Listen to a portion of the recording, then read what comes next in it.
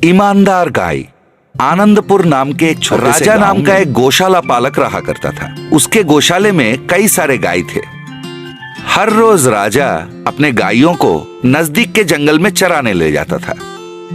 राजा जब पेड़ के छांव में बैठ के बांसुरी बजाता था, गाय बहुत खुश होते थे और पेट भर चारा खाते थे। सूर्यास्त होते ही वो सब घर वापस आ जाते थे। अपने गायों से राजा को बहुत लगाव था। राजा के गायों में से एक गाय का नाम था गुणवती। जैसा नाम वैसा ही उसके गुण। राजा को इस गाय से कुछ ज्यादा ही लगाव था।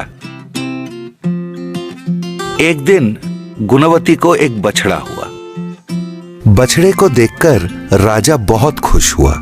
अपने बच्चे को गुणवती बहुत लाड़ो प्यार से दूध पिलाया करती थी और उसका देखभाल करती थी। एक दिन जब सारे गाय चर के घर वापस आ रहे थे, बदकिस्मती से गुणवती उनसे बिछड़ गई।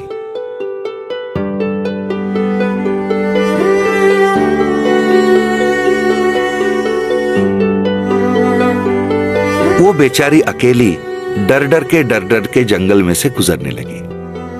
अचानक उसके सामने एक शेर आ दमका। शेर को देखते ही गुणवती बहुत डर गई। कांपते वो वहां से भागने लगी और शेर भी उसका पीछा करने लगा। कुछ दूर भागने के बाद बीच राह में एक तालाब पड़ा तो बेचारी गुणवती वहां रुक गई। शेर ने कहा, क्यों गुणवती, क्यों रुक गए?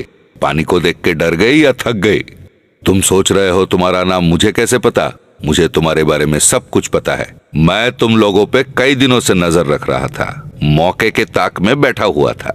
तो गुणवती ने कहा, शेर जी मुझे जाने दीजिए, फिर कभी इस जंगल में चरने नहीं आऊंगी। शेर ने कहा, मैं क्या पागल हूँ जो तुम्हें जाने दूं?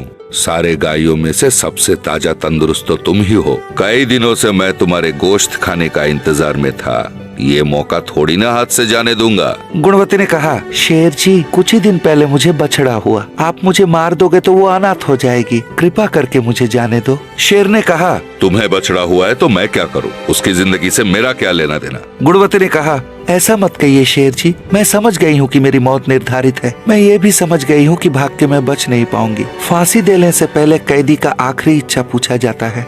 मैं आशा करती हूँ कि आप भी मेरी आखिरी इच्छा पूरी करोगे। तो शेर ने कहा, वो इंसान है, सारे पागलों के हरकत करते रहते हैं, जानवरों में ये सब नहीं होता। वैसे भी बताओ तुम्हारी आखिरी इच्छा क्या है? गुणवती ने कहा, शेर जी आप अगर अनुमति दोगे तो मैं आखिरी बार मेरे बछड़े से मिलकर जी भर के उसे दूध पिलाना चाहती हूँ। शेर ने कहा, अरे वाह, तुम तो बहुत चालाक हो, इंसानों के साथ जीती हो ना। ठगने का आदत तो तुम्हें भी पड़ गया है। तुम्हें मैं जाने दूंगा तो तुम थोड़ी ना वापस आने वाली हो।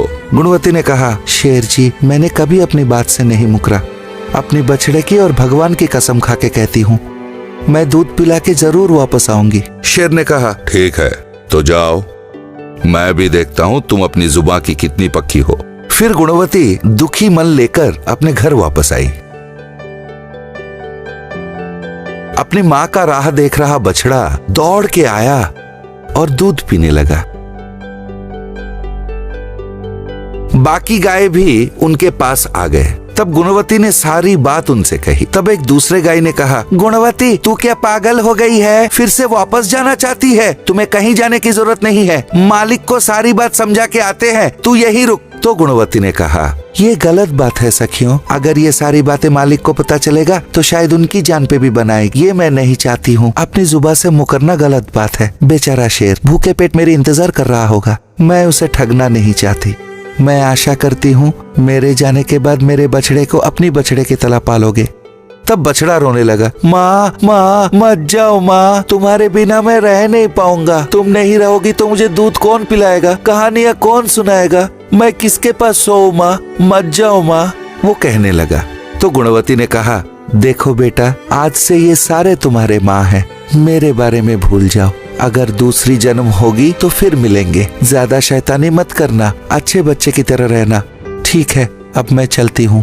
थोड़ी दूर जाकर रुककर उसने मुड़ के अपने बच्चे की तरफ देखा। सारे गाय दुख भरी नजरों से उसे देख रहे थे। फिर गुणवती वहां से चली गई। जंगल में वो शेर के गुफा के पास आ पहुंची।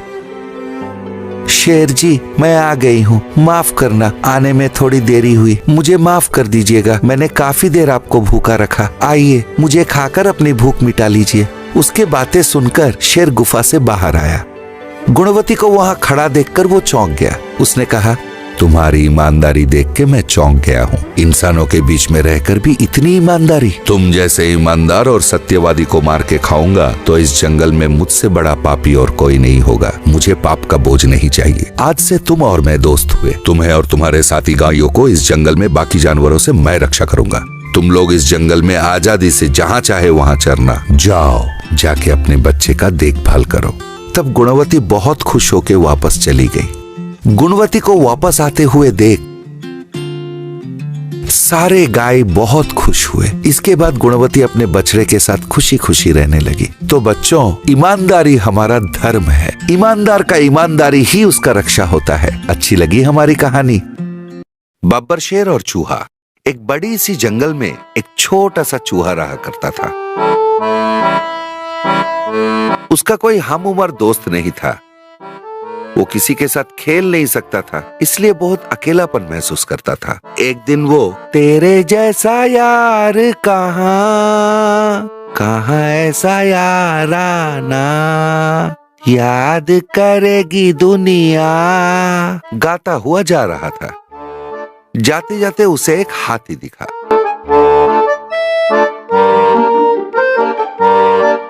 हाथी से उसने कहा, दोस्त दोस्त, इस जंगल में मेरा कोई साथी नहीं, क्या तुम हाथी मेरे साथी बनोगे? बोलो। हाथी ने कहा, हो, तेरे से दोस्ती, खुद को देख और मुझको देख। गलती से मेरे पैर के नीचे आ गया तो मसल जाएगा। जा जा, ये हाथी तेरा साथी नहीं बन सकता, मुझे और भी काम है। उसके बाद एक सियार,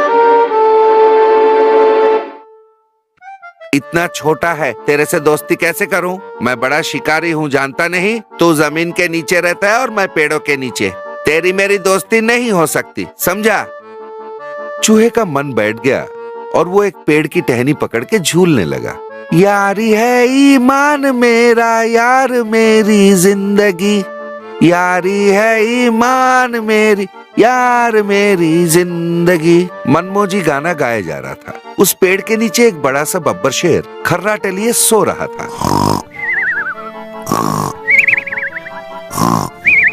चूहे का हाथ छूट गया और वो आके बब्बर शेर पे गिरा। शेर की नींद टूटी, वो जाग गया और जोर से दहाड़ा, कौन है तू? तेरी इतनी हिम्मत, मेरी ही नींद खराब करता है।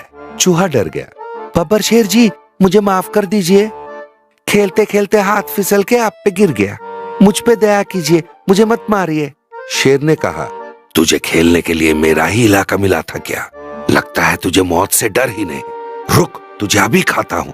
ये कहकर शेर ने मुंह खोला। चूहे ने कहा, महाराज महाराज, मैं तो बहुत डरपोक हूँ, जंगल में मेरा कोई दोस्त है ही नहीं, इसलिए एक दोस्त को खोजने भटक रहा था। मुझे मालूम ही नहीं था ये आपका इलाका है, मुझे छोड़ दीजिए, दया कीजिए। शेर ने कहा, क्या दोस्ती के खोज में मुझ तक पहुँच गया? तू क्या पागल है क्या? क्या समझ रखा है? तुझे मुझ पे गिरते हुए कोई देख लेता तो मेरी इज्जत की धजिया उड़ जाती। तब चूहे ने कहा, मैं भगवान का कसम खाता हूँ, मैं जानबूझ के यहाँ नहीं आया, दया कीजिए, मुझे जाने दीजिए। वैसे भी मैं कितना छोटा हूँ, मुझे खाने से आपका पेट भरेगा ही नहीं, पर अगर कभी आपको किसी चीज की जरूरत पड़े तो मैं जरूर सहायता करूँगा, मुझे जाने दीजिए ना महाराज। उसकी बातें सुन के शेर को हंसी आया। तू मेरा सहायता करेगा, सोचते ही मुझे हंसी आ रही है। मेरी उंगली तेरे से बड़ी है, पर जिस तरह से तू माफी मांग रहा है, मुझे तुझ पे तरस आ रही है। जा, मैंने तुझे माफ किया। चूहा बच गया, बाप रे, सोच के वहां से भाग गया। कुछ दिनों के बाद एक दिन शेर जंगल में शिकार करने निकला था, पर खुद शिकारियों के जाल में फंस गया। वो बहुत कोशिश कर रहा था कि जाल से निकल सके। ये देख के शिकारी, अरे वाह, इसी शेर को तो हम लोग कब से ढूंढ रहे थे, अब जाके फंसा है जाल में, चलो जाके पिंजड़ा ले आते हैं। ये कहकर वो बस्ता लाने चले गए। शेर जाल में फंस गया था और जोर जोर से दहाड़ के बचाओ बचाओ चिल्ला रहा था। उसके दहाड़ से जंगल के बाकी जानवर उल्टे पांव भाग खड़े, कोई उसे बचाने के लिए आगे नहीं आ रहा था। भाग्यवश वो चूहा वहां से गुजर रहा था। दहाड़ सुन के वो दौड़ के आया। उसने कहा, महाराज घबराइए मत, आपने कहा था शक्ल मत दिखाना, पर आपको इस अवस्था में देख के मुझसे रहा नहीं गया। रुकिए, मैं आपका सहायता करता हूँ। उसके बाद उस चूहे ने जाल को पूरी तरह से कुतर डाला। इधर शिकारी वापस आ रहे थे पिंजड़ा लेके। ये देख के शेर ने जोर से दहाड़ा। शिकारी डर के मारे वहां से भाग गए।